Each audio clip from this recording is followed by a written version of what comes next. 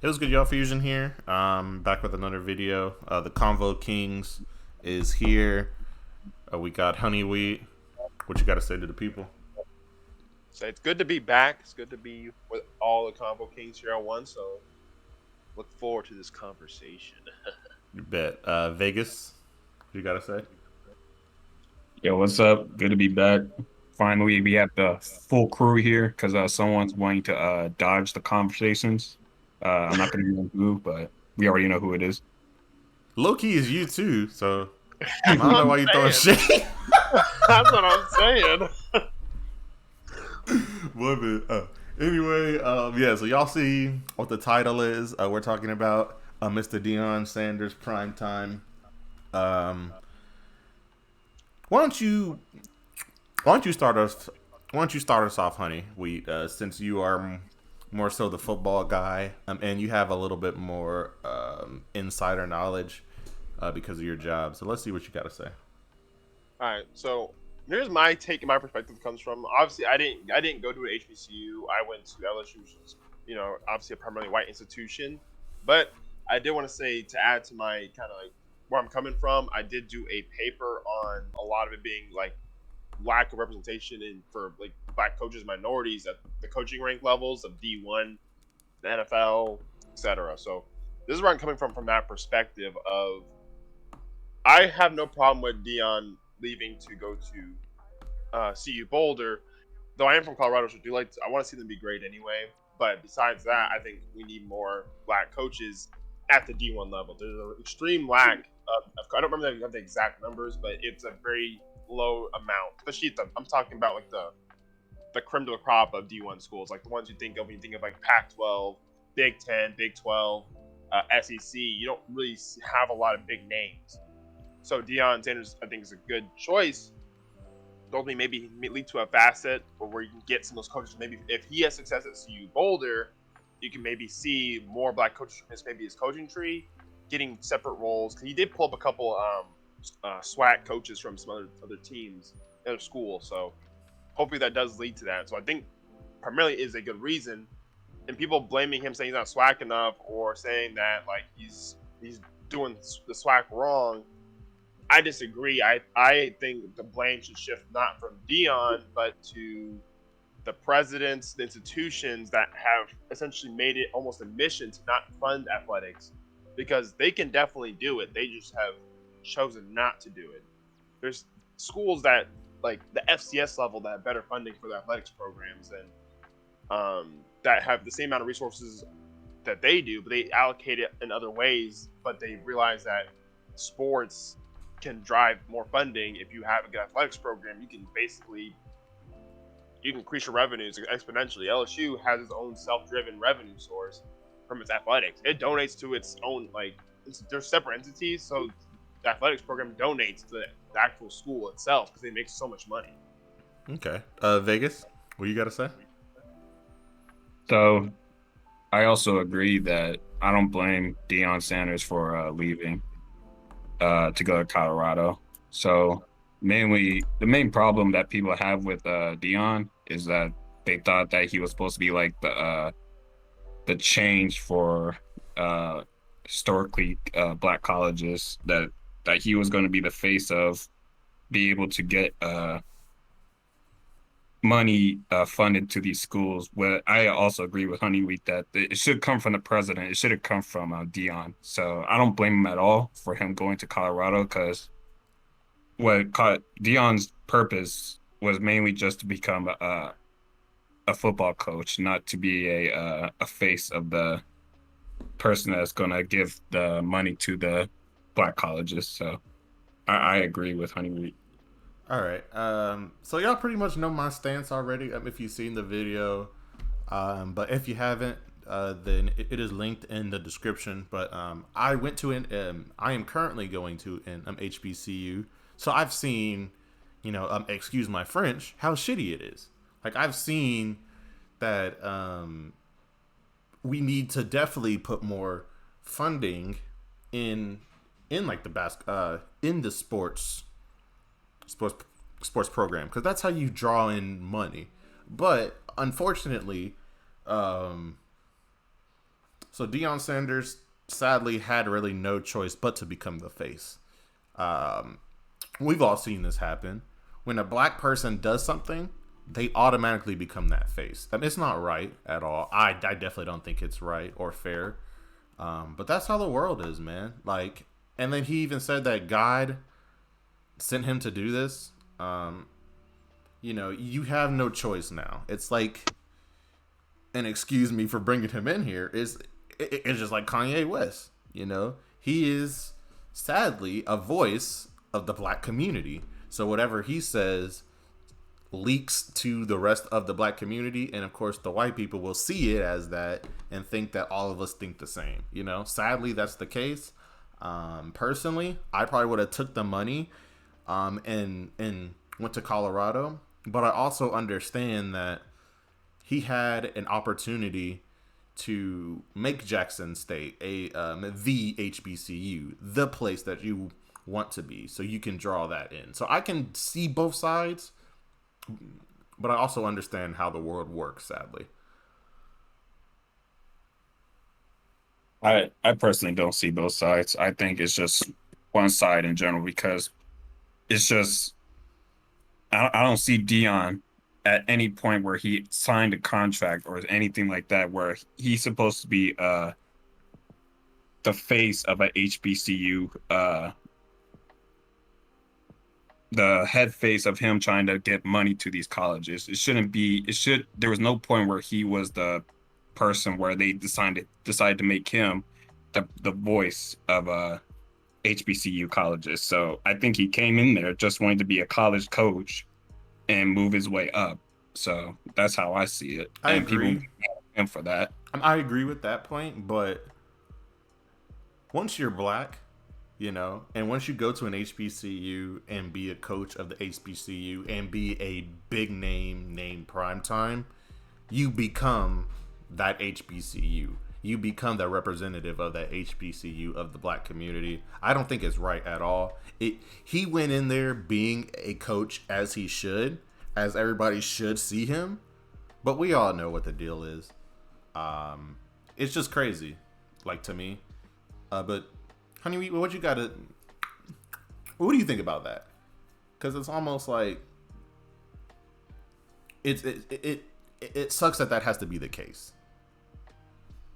Yeah, it sucks to be the case because you want black celebrities to try to build up the black community and put more funding into these black colleges, but it seems like everywhere you turn, all these black celebrities don't either put money into HBCU schools or they don't try to help build a black community.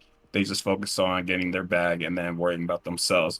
But my whole thing is like, I don't think they ever grew up trying to be something like that. They grew up trying to be, hey, I want to be a NBA player, and that's my whole thing to be. I want to be a college coach or a football coach, and that's my whole thing I want to be. So like, I think there's some sort of unsigned agreement for like if you're black that you have to be some sort of voice, especially when you become a celebrity. Oh, that's a good point. If you go to a HBCU school, that you have to be somewhat of a representative of that school, even if you don't like, if your dreams or goals are not something like that. So I think that's what's being put on Deion right now, and I don't see it. I don't see it as a fair deal for him because it'll basically make him having to stay there much longer than it has to be, and him staying there that are different from what his goals were in the first place. I think the shift on Deion is because they're trying to find somebody to blame for kind of the lack of kind of like players wanting to go play at HBCUs. So it's because they're trying to shift blame because if you look at 20 or 30, it was like 30, no, it's really 40 years ago at this point, 40, 50 years ago. Grambling was one of the best schools in football. They were actually the best program at football at one point. They were beating Bama and other top schools consistently because they had the best players. Because these are primarily white institutions that didn't have any black presence at all. They had no players on their team like that. So I think it was Bear Bryant at the coach at the time. He was the first coach of Bama. He was the first coach to start implementing black players into the football team. Really, least in terms of successfully, because then they started competing with Grambling at recruiting black players. So now they're getting players, and then us can start following suit.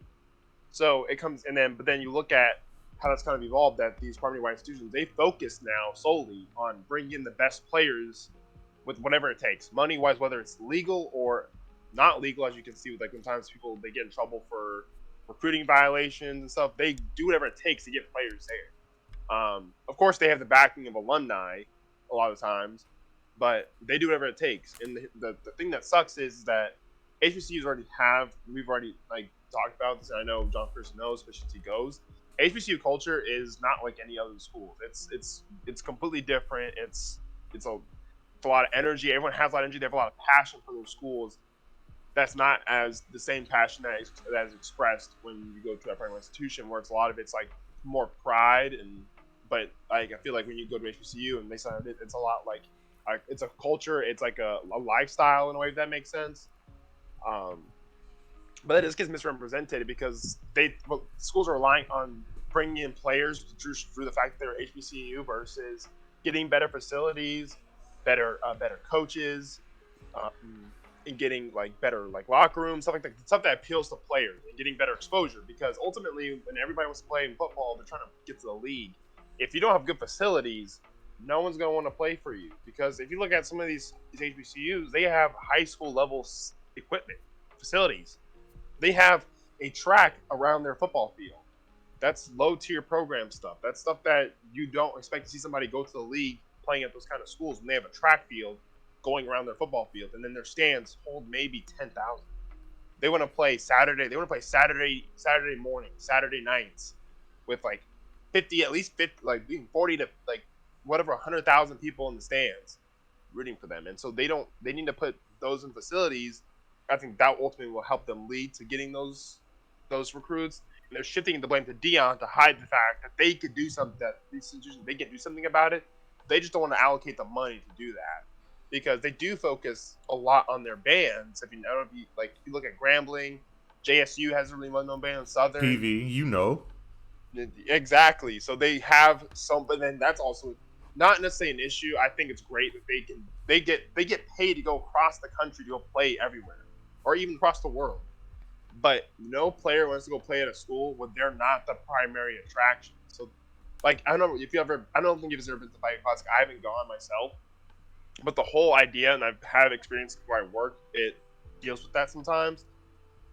Most people go to the Bayou Classic not to watch the actual football teams play, but to watch the bands play. Mm-hmm.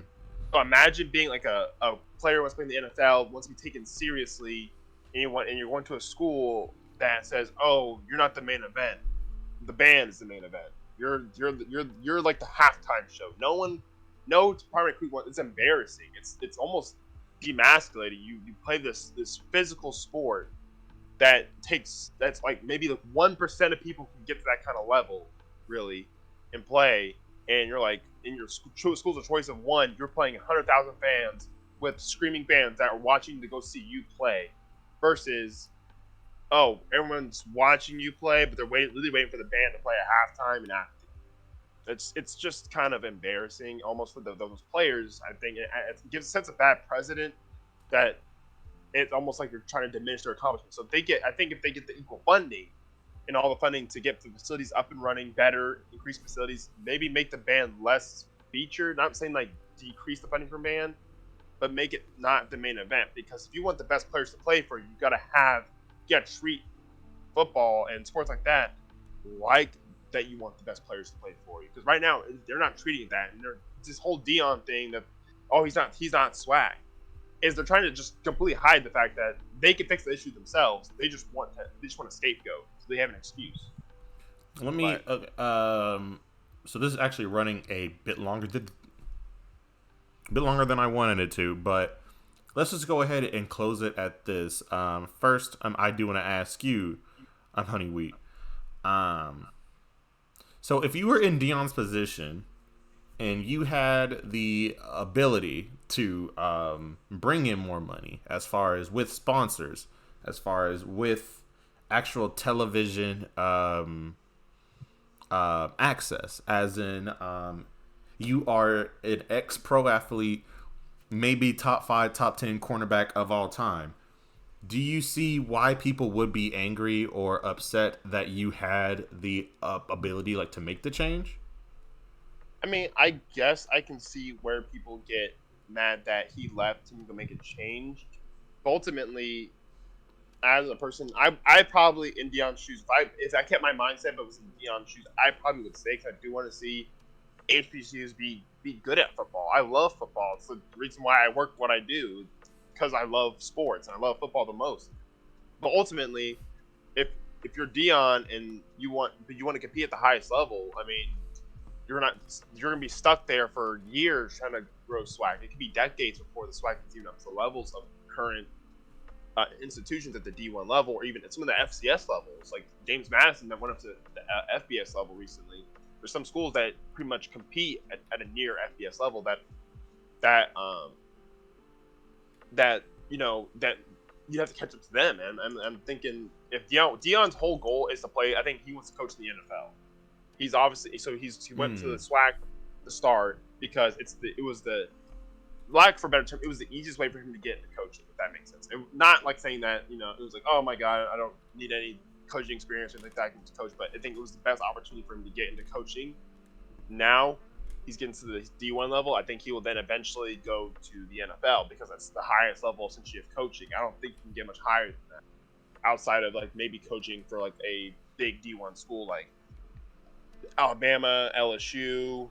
I guess you throw A&M there, Tennessee, like those schools that would be probably considered a higher level than D1 Colorado. But at the same time, he wants to be ultimately at the highest level of coaching. So it's kind of selfish to want to keep him from reaching what he wants to obtain. I would stay I would have stayed because I do want to see HBCU grow. But I understand why he left because at the same time, like that could be you're looking at maybe 10, 20 years of change that he'd be stuck kind of helping to do, essentially not being able to take goals. But I do understand why they would be mad because it is an easier pathway, but to have that, but at the same time, it's like it's kind of selfish to not let him pursue his ultimate goal. What about you, Vegas? What do you think? So I agree with Honey Wheat. So if I was in Deion's shoes, again, if it depends on my goal, and I'm assuming Deion's goal was to get to a much higher level in coaching, like coaching a D1 school or potentially going to the NFL, then I would ultimately leave. I wouldn't do what Deion did in terms of like making like false promises and me being there. But the reality of the situation is like HBCU schools are just not viewed as the top of the cream of the crop of terms of coaching. They don't get enough funding. They don't get enough views. They don't get enough eyes. They don't get the best players. So that's a whole systematic terms of what needs to go on for things to change like that. And if Deion wanted to see that grow and make a change in that, he would have to stay there for a long time. There's no other way around it. And and people will say he's selfish for going and leaving to go to Colorado, but shoot, I think it's a whole. It goes beyond Deion. That's my whole thing. And you have to. If I'll have to put my goals aside and focus on the school itself, who has no reputation of the president itself over there is not doing anything to build up the school itself. So I probably would have done the same thing as Deion and left. But this is a whole bigger thing of why Jackson State is in the situation it's in. Yeah, that was actually a great point, Vegas, just about it being systemic. And also, Honey Wheat, yeah, you made some great points there. In closing, though, I just want to leave the audience with this question here. So with rappers, they are, they're just artists. They don't really, they make their money, they say whatever they want, and then they're good. But because of that, they are touted as more than that. They are more of our leaders. That there should be no reason that Cardi B is someone who is a leader. There should really be no reason for Jay-Z, because at the end of the day, he is a rapper. He's not a politician. He's not he's not a congressperson. He has no really experience in that. But we tend to follow him because of who he is on that pedestal. So just for me to leave this here, if Deion Sanders was white, would this be a conversation? Are you asking us or?